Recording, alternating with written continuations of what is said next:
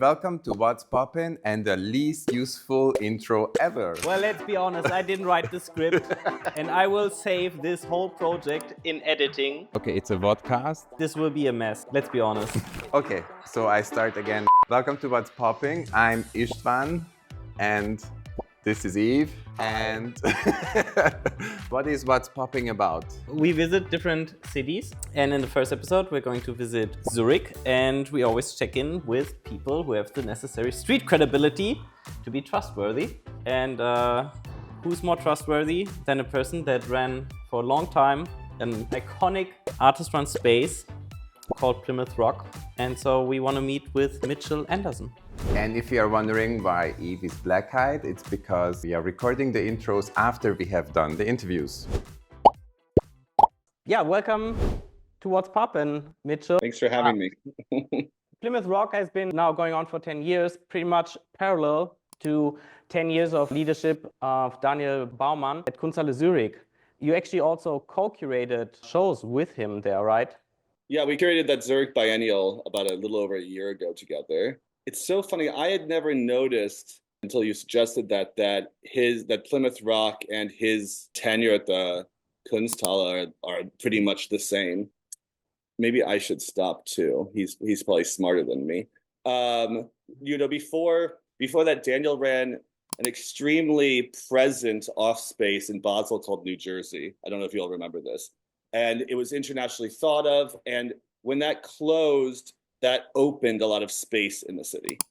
You know, sometimes cheap real estate and creative spaces, art-run spaces, coincide when Berlin had its big boom, when it was the cheapest, of course. But in my head, Zurich has always been expensive. So the question is really, do you feel that's a factor, or is it just like, are people beyond and still people are coming? There's still movement, even though it's really hard to find like empty space that you can afford for a thing like that?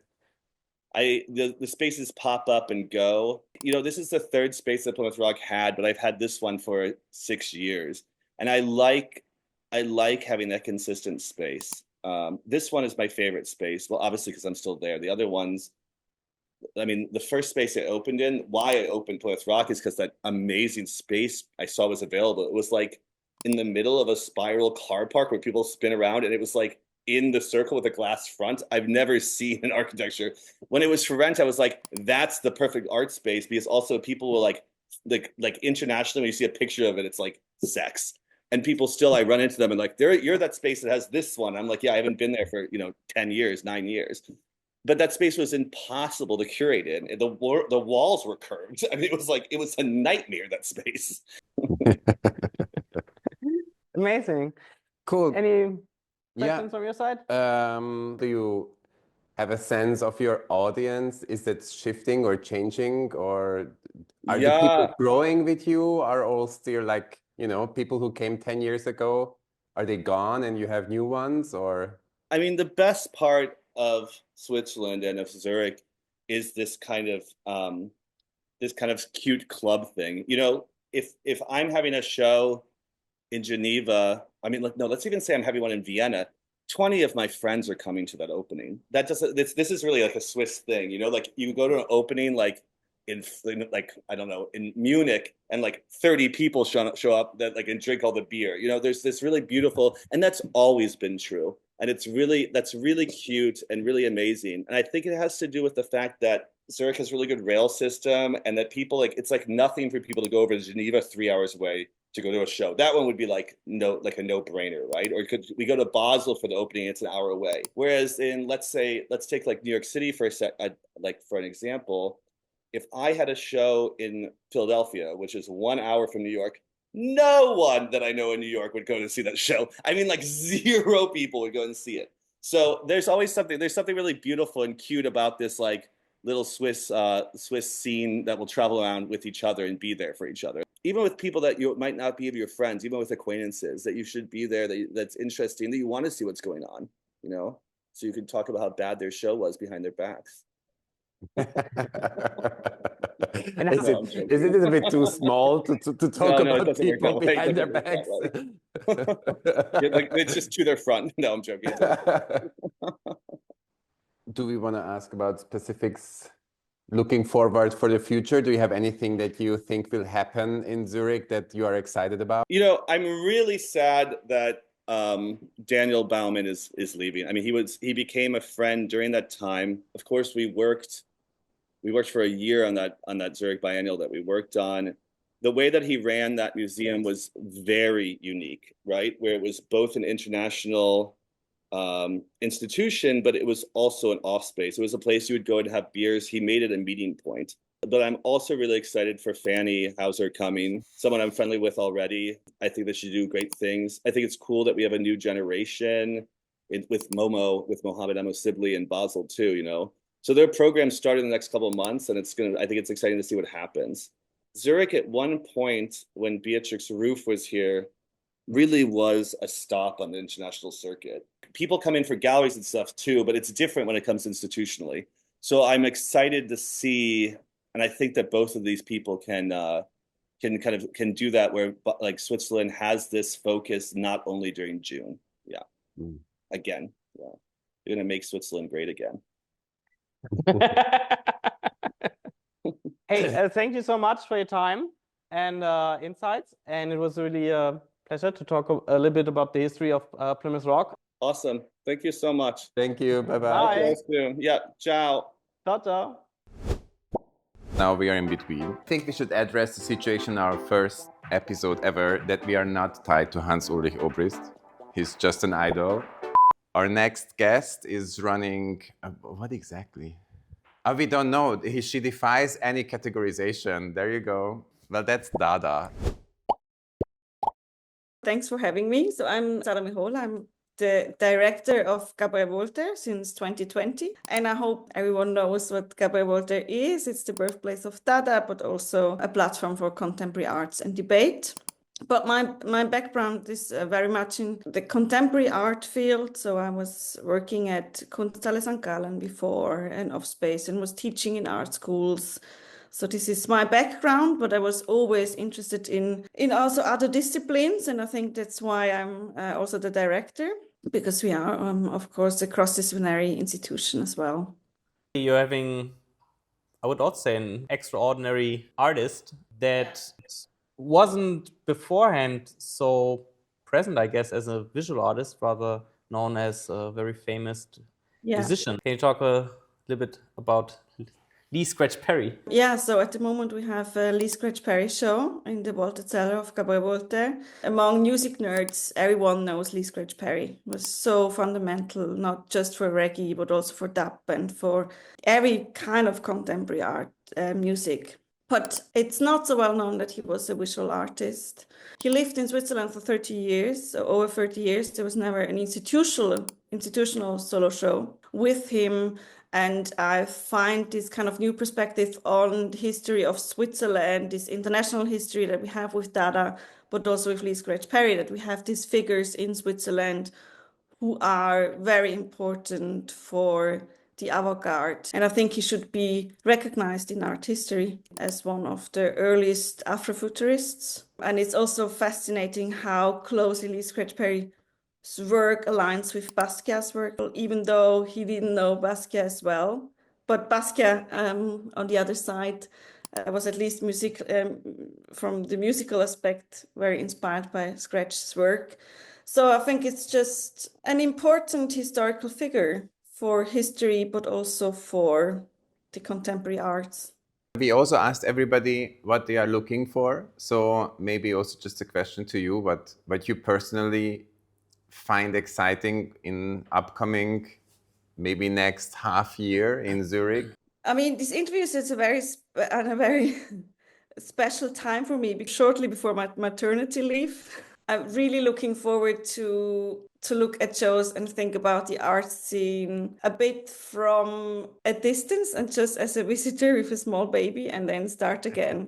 If you are in the middle, it's harder to look out than if you finally have a little distance. Then yeah, I mean, it's even during summer break, no? After, I think in August, September, everyone wants to see shows again. And then yeah, that's true. By November, you're tired. Yeah, then you need the Christmas break. So Exactly. I love my job and I want to continue loving my job, and this really means to just love art and be open to it. I mean, it's very easy to be snobby very quickly, or to just follow what certain spaces or people think, and then just also to have seen it or to have an idea or a critique about it, but just to be open and to try to engage in an open way with art and artists, and still try to keep that. I have a feeling the Cabaret Voltaire is in great hands with that general attitude, and I'm definitely looking forward to visit Zurich. So thank you very much for the insights, for the nice chat, and of course, all the best for the future. A lot of health and enjoying a little bit of distance. Thank you. So who is our next guest? We visit Lorenzo Bernet, who runs suns.works. Dear Lorenzo, thank you for joining us. You run the space suns.works. So it's a gallery program which is a normal gallery during the year, but in the summer months we are very specifically about the sun. Many of you know the longest day and the shortest day, which usually happens around the solstice. It's an important day for us. In the program of the gallery, we do a so-called salon solaire. We show a lot of suns from different people, and it's kind of a group show. It's a salon show, which it's kind of a spiritual branding event. It's a community thing, but it's also helping the gallery to have its identity. And so this is kind of how the idea also started, and how you can move from season to season, from space to space, and it gives you kind of a rhythm. Also the name or the space itself, the program started because we had a very sunny location with a lot of natural daylight and a very special architecture. And we've noticed also during the last years that people were also interested in what type of location the art is shown. Rather, kind of the atmosphere has become more important, I guess. And so here right now we're in a building, in a historical modernist building by Max Ernst Häfeli. We're on the hillside on the Lake Zurich. The house is, strangely enough, it was built in 1930, but it's oriented right in a south angle. So it's like a big V that is oriented towards south. So I couldn't think of a more perfect location for suns.works. But it's very interesting to me that you said that basically the decision on doing this kind of program lies on the first space that you had. So this is something that came out of your mind after you have decided to open a space? Almost. So so your question is how did the space start, and how did the name suns.works come about? Which was first, the hen or the egg? Yeah, I always, during my fine arts studies, I always curated exhibitions, had run artist-run spaces together with other artists, and through that practice, it was always working with other artists. And more than 5 years ago, I started working closely for a curatorial project with a famous Jamaican called Lee Scratch Perry. And there I realized I think my own practice needs a kind of change. I also don't find much the time anymore to proceed it. And I tried to find a name how to archive all these projects. So the name was first. Is there anything that is coming up in Zurich that you're looking forward? Gallery weekend. Except for gallery weekend. Only looking forward to summer. I think for you, probably just the next shift of the seasons, right? Would be the next big thing. Yes, I'm looking forward to our next opening. It's just winter solstice show. It's about how to transform sunlight in a very small object, such as jewelry objects, I'm excited about that and how our neighbors will react and how who's going to be interested in the show. Whose turn is it? Your... So this is on me again. Why is it me? Okay, so our last guest is Olga Generalova from Sentiment in Zurich, and we are really looking forward to talking to her. I did study art as an artist. So I got a BFA in New York at Hunter College. But then I graduated and I went to work on cruise ships. Oh wow, okay. But I did still work at the gallery on the cruise ships. Oh, wait a minute, so galleries on cruise, this is new for me, I'm sorry, I'm not a cruise ship person. It's a multi-billion-dollar industry, but it's a completely parallel world. So, I mean, there are intersections in terms of artists, like you will have masters like Picasso prints that would be sold there, but you will not have a painting, It's mostly catered to Americans. So once they come on the cruise ship, they step on the ship, and then by the end of the cruise of 7 days, they dropped 600 grand, So I thought it was a good idea to save up some money to pay for my grad school, and you learn logistics, and it's quite fun. One relationship you then built was with Philemon, you co-founder of Sentiment. And yes. How did you meet? Once I moved to Zurich, I got an internship and then a job at Marie Bernheim Gallery. Philemon also started there. And we worked there together for, I think, 3.5 years. And so that's where we met. But we're also partners in life. So we are not just business partners, we're also in a relationship. But the programmatic decisions, was there any discussion, or are you all both always on the same page on, whom to invite, what to show? Our selection process for artists is very rigorous. So once we align and we actually study this person's portfolio, we follow them for some time. Once we feel that it's time, it's the right moment, then we invite. We are a communication agency, so of course we're always interested in the way the different spaces and galleries communicate to the audience via their social media accounts or website. And I found your invitation cards remarkable and beautiful. So for each show, we commission another artist to do a poster, and that artist has nothing to do with the show. So they are free to interpret the show we're putting on and create a poster. Same way as we also do for text. We rarely write text for the shows. We also commission writers to come up with a creative text or exhibition text. Actually, now in January, we're gonna have a poster show with all of the artists we have worked with, and we're gonna present all of the posters in the last 4 years that we have created for the show. What's your feeling about Comradery in Zurich? The thing is just how the Zurich is laid out. In the last 5 years, a lot of things changed in terms of where the galleries were. We're not in the center of Zurich. We are a bit just 15 minutes away from the center.